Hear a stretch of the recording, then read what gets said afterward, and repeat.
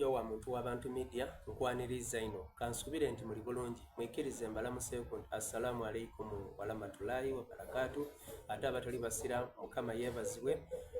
Kaire kano kasoobona Seeka Hassan Haruna Mukyere ng'omanye nti twibye n'okusoma okw'endawulo okusoma okw'okwega ate mbasaba ino buli bye tusoma nsaba mubite mu nkola era ne mungane ntwala omukisa guno okwebaza abantu abatera okufollowinga emisomo gya Seeka Hassan Haruna Mukyere nti mwebale nsiima likes demutuwa nasiima views nasiima comments mwebale ino mwebale era mutatolanga okwo abasharinga emisomo egyo mwebale ino mwebalire irala mwebale ino nsaba Allah abaga ekisinga bulungi.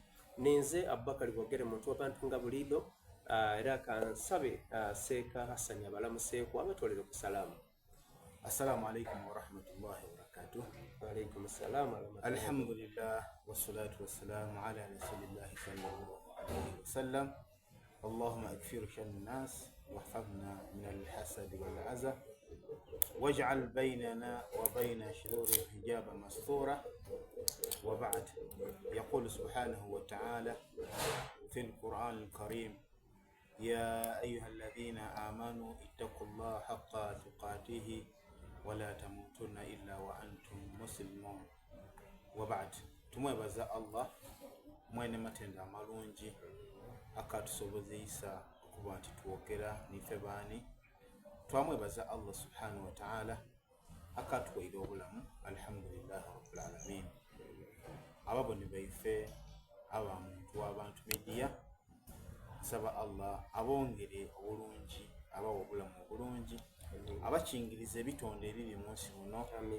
Alhamdulillah olwaleero tujja kulingirira ku mbeera ey'okwebaza Allah subhanahu wa ta'ala mu byengeri ebingi by'abantu yatuwa Allah subhanahu wa ta'ala omukuzo ogwabita twabona kuvunaanizibwa bwe tulinanga ife abaana obanga abazaire eri abaana betu betuzaala. So aya eyo eri mu Surat Ahqaf ejja paka inshallah tudatambula mpola Allah subhanahu wa ta'ala yatusobozesa sebo mukulu Abubakari. Allah subhanahu wa ta'ala ayenda ino omuntu okwebaza era mu aya eyindi akwati la inshakaltum la azidannakum bwe munanebaza nze Allah ndakubongera. Kyabulido okwebaza nga Allah subhanahu wa ta'ala ekufumintiriza iwe omuntu nakulingirira bantu bameka bosinga toyinza kwebazaani Allah subhanahu wa ta'ala. Abakari nkakasa bulungi nimwe abali kutubona nti Allah subhanahu wa ta'ala yakola ensi eno nga buli omu alina gwasinga mu mbeera yona yona iwali kumbona olina gwosinga ate yabaayo akusinga ensi eto bwekola ki bwetambula. So aya eno etambula yakati qala rabbi awzi'in nti waliyo stage omuntu gyotuukamu wamba nti osaba Allah subhanahu wa ta'ala okukuta mu pipeline okuba nti otambula bulungi. Akaseera katuuka obwenzi wakola ki wabuleka ng'obona waze kikola ki kikwendeza.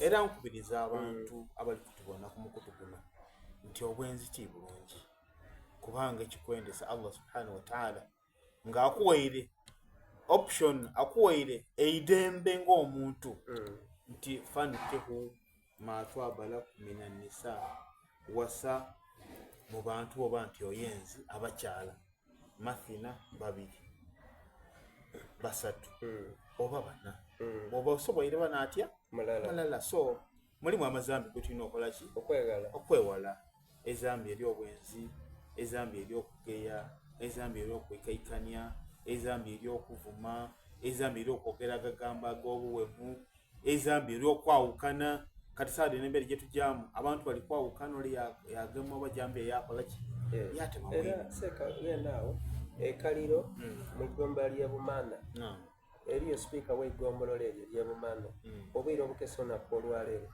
bamutemyetemye baamuyita aye ng'asembyeyo okuba n'omubaka amunonekeza akalulu omubaka Sanu Bwire basembyeyo okubonagana ssaawa 2 nga bali mu Musana Resort eyeekaliro.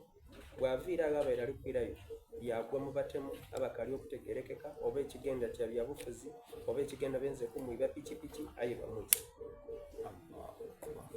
Omubaka Muhammad sallallahu alaihi wasallam aina hadisi kiringa kiramu yakitulekera yakanti oswikum ekiramu ekyo tuteraino okukisomesa ku mikutu egyendawulo oba ku marediyo. Nabbi sallallahu alaihi wasallam mukaseera nga kano era message weerenga tini topic yaife abantu mwena mwena mbalamira kutyani Allah subhanahu wa ta'ala wasam'a n'okuba abawulize watwa'a n'okuba abagonvu era n'okuwa abakulembeze baife ebitiibwa wazirawo nsonga yona eyinza kuyitisa mwini ng'okaali kumuyita lingirira obuvunaanyizibwa bw'alina. Abaana bajja okuleka, abakyala bajja okuleka ng'obuvunaanyizibwa bw'olina yena bw'alina. So wazira nsonga ekola ki ekuyitisa mwini. So aya eno yatuuka ku point ekuba nti rabbi awzi'ni an ashkura ni'mataka, ayi Allah bw'omala okunungamya mpa amagezi an ashkura ni'mataka ageebaza ebyengera byompeire ebingi. Abakali tulina ebyengera Allah subhanahu wa ta'ala byatuwa. Nja kusooka ku byengera Allah subhanahu wa ta'ala byatuwa ebiri ku mibiri gyaife. Ebiri ku mibiri gyaife tulina ekyengera ekyeriiso. Munsi muno eriyo omuntu ng'alina eriiso ayi nga tiribona. Munsi muno eriyo omuntu ng'alina akamwa ayi tikoogera. Era abantu ntera obakuba ku Masjidi Huda awo waliwo omwami ayina amaiso ayi takola ki tabona, ayina olulimi ayi tayogera. So kati lingirira omuntu oyo iwe alina olulimi ng'oyogera okumenti alhamdulillahi rabbil alamin. Weebaze Allah ku lw'ekyengera ekyo eky'olulimi nga lukola ki nga lwogera. Era iddukira nti Allah subhanahu wa ta'ala yakutaamu olulimi n'ole yamutaamu aye ate ole tayogera iwe oyogera. Wali weebaziza ku Allah subhanahu wa ta'ala just your body parts. Eri abantu nga bw'ajja oba mu toilet asosaawo mikono iwotaawo mugulu. Wali weebaziza ku Allah subhanahu wa ta'ala olw'ekyo. Allah subhanahu wa ta'ala yatutonda yatutaamu obwongo. Munsi muno eriyo omuntu ng'alina obwongo aye nga tategeera. Olowooza oti yakola ki Allah subhanahu wa ta'ala? Olina obwongo oba obutegeera. Mwina alina obwongo aye takola ki tategeera. Wali weebaziza ku Allah subhanahu wa ta'ala okutegeera akuwa muntu. Allah subhanahu wa ta'ala yakola ensolo ezira mu bwongo buti lwaki ensolo eyo teyambala ate ife twambala. Tuteekera okuba nti twebaza Allah mu mbeera yona ng'okaali kulingira ku yanfuna. Weebaze Allah olw'ekyengera eky'ebiyungo byokola ki byolina. Weebaze Allah ala ni'mati islam, Allah okufuula nga muki ng'oli musiraamu. Weebaze Allah olw'ekyo. Ti buli muntu ali ku nsi kuno nti musiraamu. Allah subhanahu wa ta'ala akuwa ekyengera eky'obusiraamu ng'akusiimye. Nabi sallallahu alaihi wasallam yu'ta dina liman yuhibba wa yu'ta dina liman yuhibba wa man la yuhibba.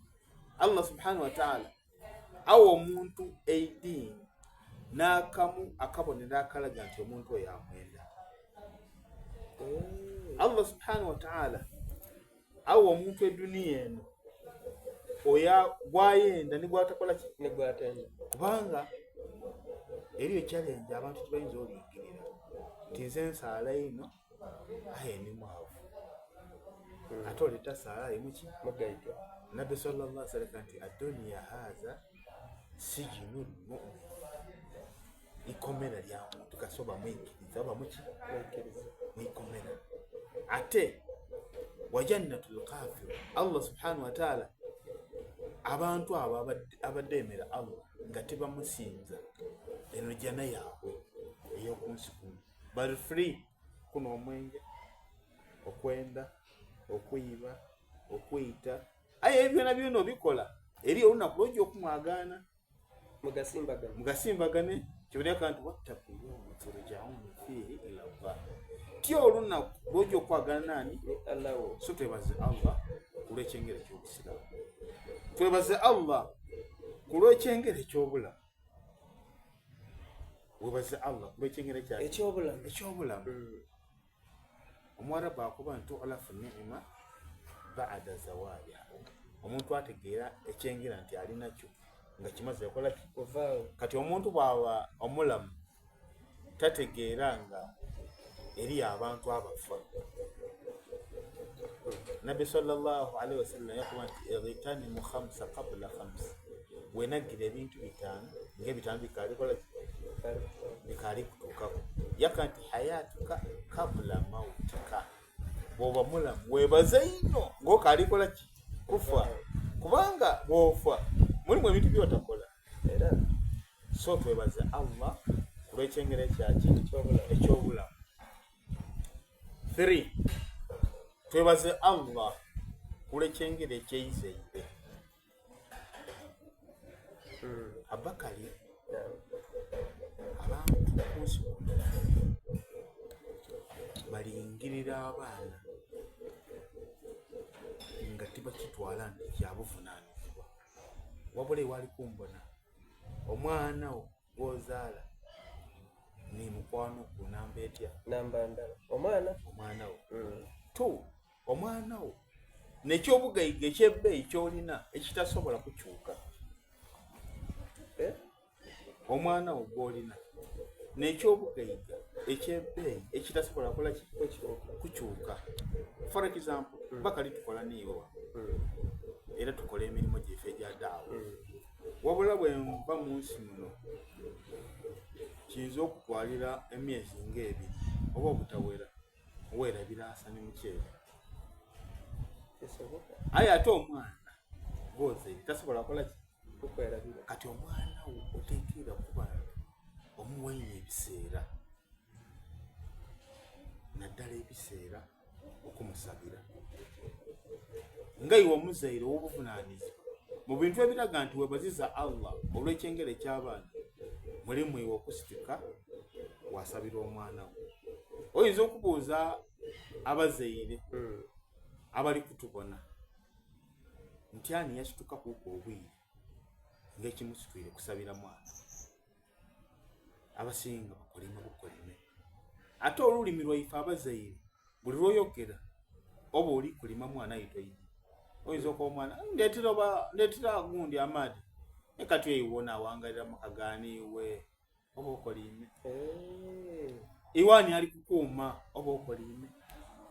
So mukwebaza Allah subhanahu wa ta'ala ekyengere ky'omwana mulimu okusabira ki? Omwana wo.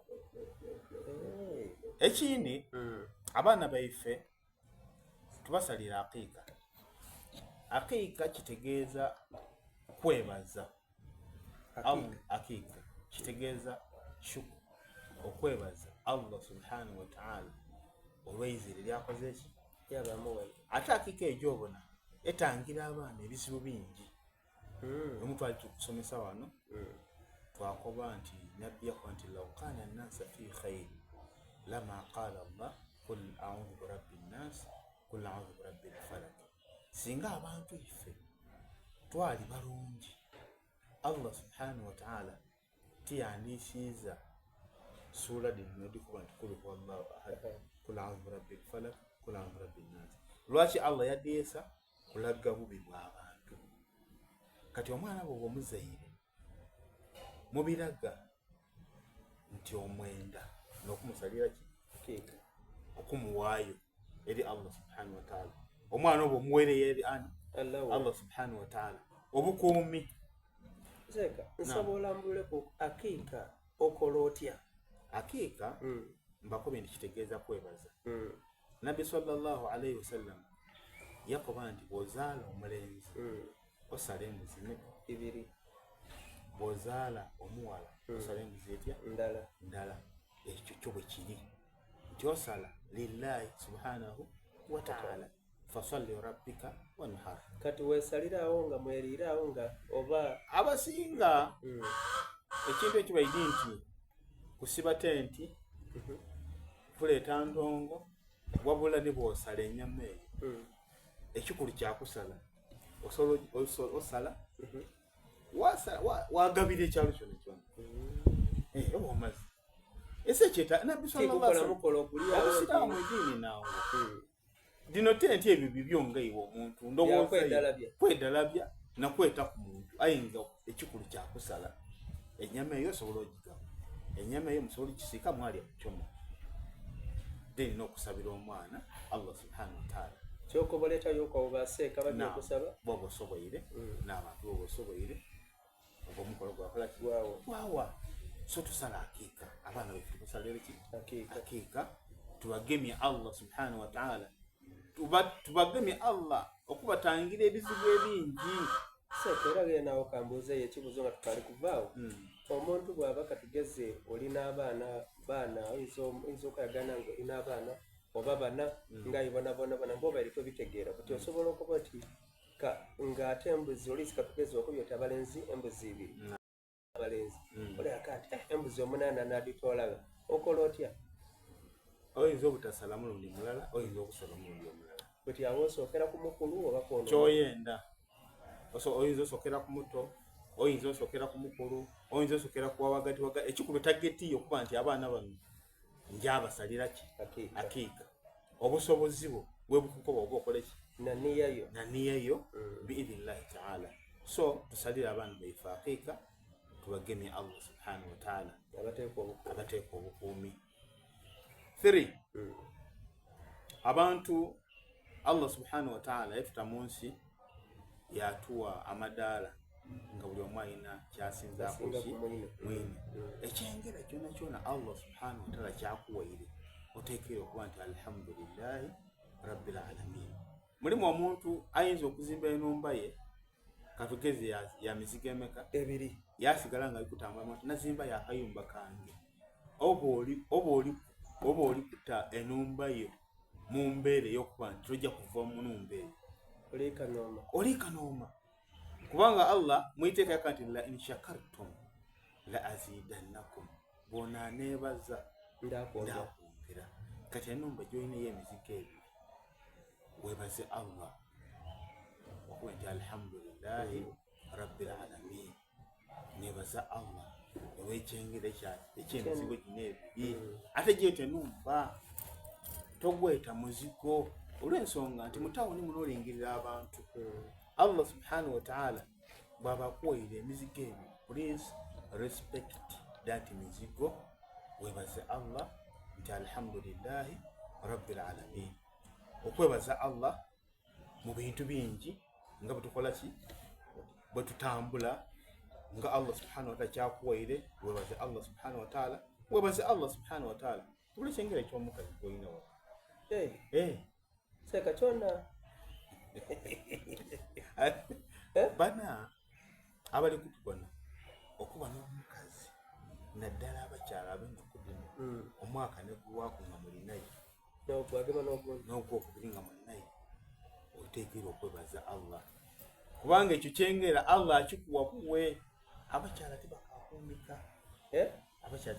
tibakakuumika omuntu okuba n'omukyala omwaka neguwaako oteekera okwebaza Allah ate ey'embeera eyo etambula on 2 sides nze omwami nteekera okwebaza Allah olw'okumpa omukyala n'afumba omwaka neguwaako gwakubiri gwakusatu nakanti alhamdulillahi rabbil alamin niiwe omukyala wena weebaze Allah kubanga tikyangu okuba n'omwami wo nga mwizaanya nga buli omu awuliriza mwine abantu embeera eyo singa bagikola bana amaka gatambula bulungi amaka galimu okwebaza Allah ne Allah agataako baraka bw'oteebaza Allah subhanahu wa ta'ala ojja kutambulira mu busungu bwe mu kyankalane iwe wali olowooziza ku baana abawala abali mu tawuni muno ng'omwana bwe naasaana kuba mu maka aye nga tali mu maka gaabwe iwe olowooza nti oyakola ki kati bwe Allah subhanahu wa ta'ala akutaire mu maka olemeera okwebaza Allah webaze Allah olw'ekyengera eky'omwami naddala ku sayidi ey'abakyala were tulina okwebaza niwe omukyalo olina okwebaza Allah subhanahu wa ta'ala bwe kiba kyetaagisa fukamira okuba omwami oyo nti neebaza Allah eyakumpa era n'akunsobozesa n'oba nti onzaalamu abaana imwe abakyala okutubona oteekeera okufukamira weebaze Allah okuba nti asobozesa balo okukuzaalamu ki abaana ti buli musaada nti azaala ti buli musaada nti akola azaala ate ti buli mukazi nti aba mu maka oba asobola okola ki okuzaala. So tuteekeera okwebaza Allah subhanahu wa ta'ala olw'embeera eyo. Aya eno ejja mu maiso era ng'etulungamya allati an'amta alayya wa ala walidayya okukuba nabaki nabazaire twawo navalu yaki eyabazaire ku nsi kuno omuntu yena yena ateekeera okuba nti asiima Allah subhanahu wa ta'ala okumwa baba nani ni mama wa aslihu li fi zurriyati okukusabira ki baana nga bwe tubaine nti omuzaire oteekeerwa okwebaza Allah through abaana bo ng'obasabira Allah subhanahu wa ta'ala okubakuwa inni tubtu ilayka ayutawna inni tubtu ilayka omusiraamu yena ate nineza Allah subhanahu wa ta'ala aba tayidi musiraamu seka era mukwawo omusiraamu yena ate nineza Allah subhanahu wa ta'ala aba tayidi busiraamu bwe kubanga nabbi Muhammad sallallahu alayhi wasallam yakola nti kullu ibn adam khata abaana adamu imwe mwena musobyani Allah subhanahu wa ta'ala aye ate omuntu omulungi n'oyansobya yaneneza with the best word astaghfirullah alazim wa atubu ilayhi. Omusiraamu oteekera okutambula n'ekigambo astaghfirullah alazim wa atubu ilayhi, astaghfirullah alazim wa atubu ilayhi, okukwenenezani Allah subhanahu wa ta'ala. Tusobya Allah mumbeera nti aye omuntu omala era kyobona nabbi sallallahu alayhi wasallam yakubiriza nti bw'omala okusaala mu bigambo by'olina okwogera mulimu astaghfirullah ay Allah nsonyiwa, astaghfirullah ay Allah kolaki nsonyiwa, nga Allah akusonyiwa, nga Allah akusaasira, wa inni minal muslimin, era okumana Allah ndikiriza okuva olwaleero ntamu bantu abasiraamu. Ubwo musomo kutikola ki inshallah ta'ala. Seka ikiriza mbuzi yako ebibuuzo bitonotono. Seka ekitegeeza ekigambo kino astaghfirullah kirina okuba nga kiba ku lulimi lwaife, oba nsobiiza saawa eyo oba tusobiiza nteekebwa okuba nga kikozesa. Allah subhanahu wa ta'ala yakola mu sura emu, surati Nuh, faqultu istaghfiru rabbakum innahu kana ghaffara. Ima mukobe bukobe kigambo nti astaghfirullah innahu kana ghaffara, ye Allah musonyi. Era kigambo ekyo kirala ekyo kyenkobi n'okuba nti astaghfirullah yursili samaa alayhi midrara, Allah kwasinziira amaadi gano ni gatoona. Wayumudidikum bi amwari, obwavu buli kuluma bakali oba ifaba amaduuka igwire waiduuka toli kutunda. Astaghfirullah astaghfirullah astaghfirullah, nga Allah aleeta ki riziki. Olemerera okuzaala abaana, okuzaala abaana Allah tali kuwaizaire, astaghfirullah wamwe kigambo kirala ekyo nga Allah akugabirira bukyokola ki kyoyo idhillahi ta'ala. Kale Seka esaawa ya adhikari eyo erina kuba saawa ki? Azikari enungi eri azikari baada swala ng'omaze okusaala wayogera ku bigambo ebyo okuba Allah nti nsonyiwa, wayogera subhanallah alhamdulillah wa la ilaha illallah allahu akbar baada swala. Yabaayo azikari dokola yaba yazikaade okola ng'osituika obwire okusaala bwomala okusaala laka ibiri wakola ku adhikaari wairukira Allah subhanahu wa ta'ala woba nti oyendera inshallah ta'ala. Seeka era nsobola ikkiriza nkubuuze ku kino. Seeka watusomesa kulule wali tusomesa ku ngeri y'okusituka obwire tukole ki twegerire kuko omutonzi. Nina ekibuuzo kyenayagala mu comment section ngola ali kubuuza nti tulina kusaala lakaimeka era bwe mba nga nsituika okusaala nsaala lakaimeka ye nina kusaala mu lwatu oba mu kyama? Alhamdulillah, salatul layli osaala laka ibiri abamanyi abasinga begeita kulakaimeka eri ensaala eyindi ayetibira